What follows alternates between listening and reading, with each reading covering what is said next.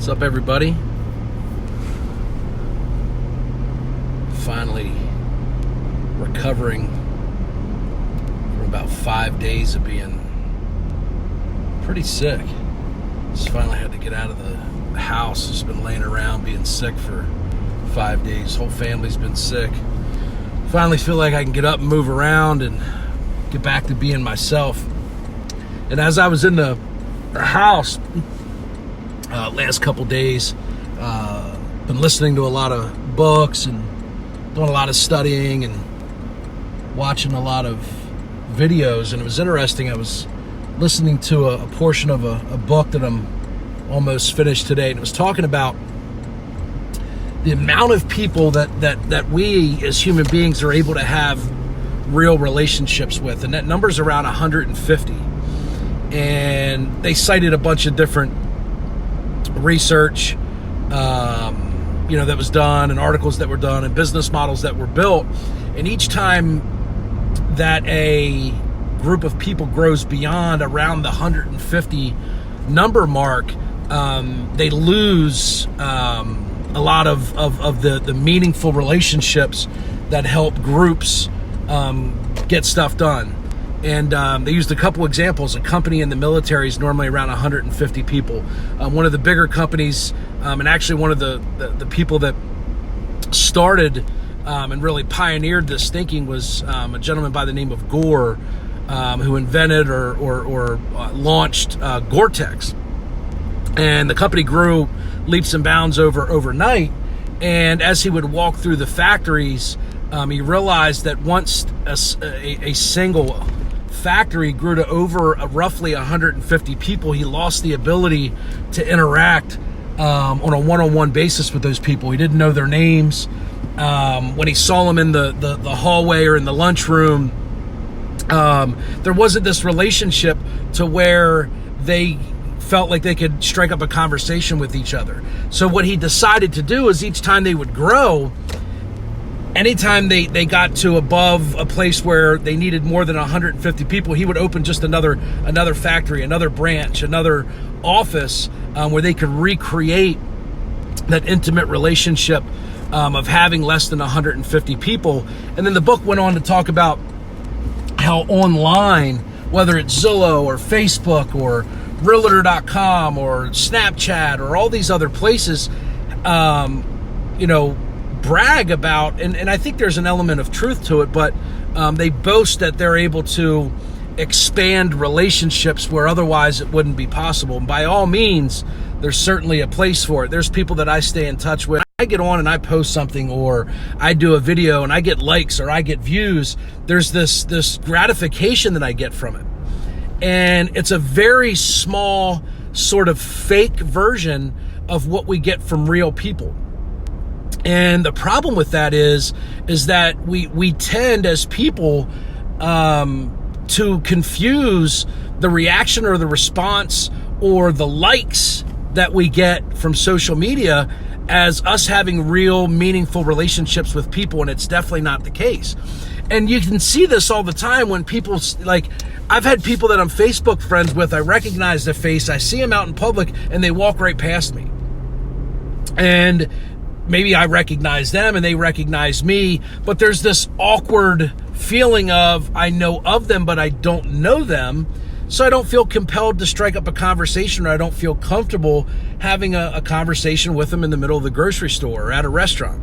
So what happens is that I think too often, if we're not aware of this, if we don't recognize the fact that the likes and the friends and the relationships that we have online can't replace the real meaningful relationships that have an impact in person, real boots on the ground, face-to-face interaction, we go down a dangerous road to where we may feel like we're really having an impact and we're really building relationships, particularly in the office or with our spouse or with our family members, where we might feel that we can skip a family function because we've been in contact through Facebook, or I was just messaging them through Facebook the other day, or I just watched their son play t-ball the other day, so I don't feel obligated to go to the family function. It's a real thing. I know it certainly happens in the workplace.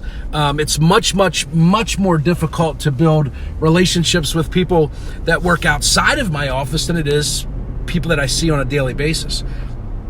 And one of the things that this particular author used as an example was there's this network of bloggers and online coaches and people that, you know, run big businesses and do so 100% virtually by blogging and coaching online.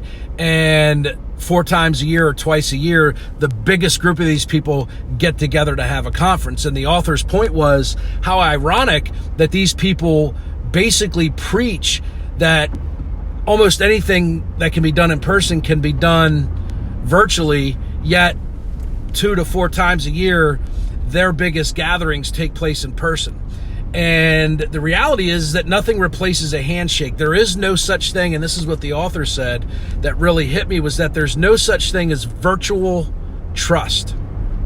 And when you really think about that, we work so hard as companies and online brands and different places to develop trust online, because so much of commerce is done there. And some companies have figured it out. Like Amazon, I think, has developed, you know, virtual trust, where people have never physically visited an Amazon store, but they've been so reliable for so long and so competitive when it comes to pricing that the customer has come to know and trust Amazon 100% virtually.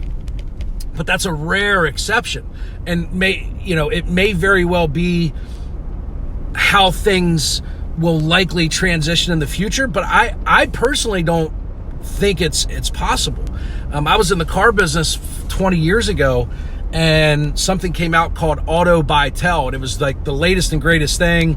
It was where a person could basically shop for a car, negotiate price completely online, and then they would walk into the dealership and hand this piece of paper to the Auto Buy Tell representative, and then they would drive away in a car with no negotiating. You know, they'd have essentially no time spent at the dealership, none of the back and forth that, you know, a lot of people don't like about the car buying experience. And everybody in the car business, particularly salespeople, were concerned that they were going to be replaced by this online service. Well, here we are today. There's probably 50 of these online services, and nothing replaces someone going to a car dealership, asking questions of a salesperson that has a working knowledge of that particular automobile. They develop trust, they build relationships, and ultimately that is what dictates far more of the sale than price or horsepower or reliability or warranty. Yes, those are still factors, but at the end of the day, they don't replace human interaction. It doesn't replace human relationships. It doesn't replace face-to-face, belly-to-belly interaction that you get from your employees, your coworkers, your team members, your spouse, your family.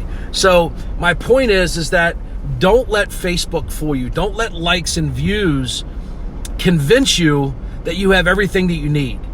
Because while that's gratifying to us, and when I get a like on my video or a view on a video, it gives me this short-term burst of energy and makes me feel accomplished. At the end of the day, it doesn't really move anything for the other person. I haven't really had an impact on them. And I can tell you, I experienced, because really what happens is, again, it's easy for someone to click a like on a video. It's easy to share it. It's easy to do that.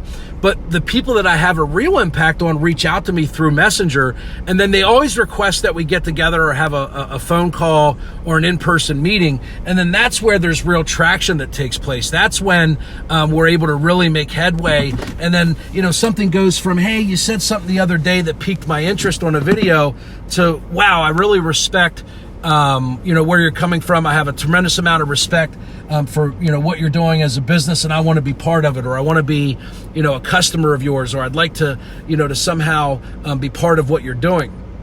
So social media and virtual likes and virtual relationships are, I wouldn't even say important. I think they're a valuable part of society these days, and it's undeniable.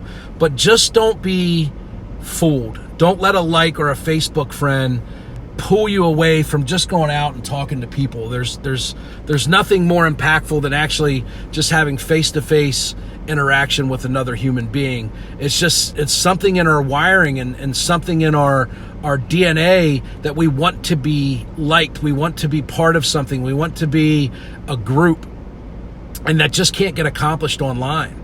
It's not the same. So make sure that you continue to not replace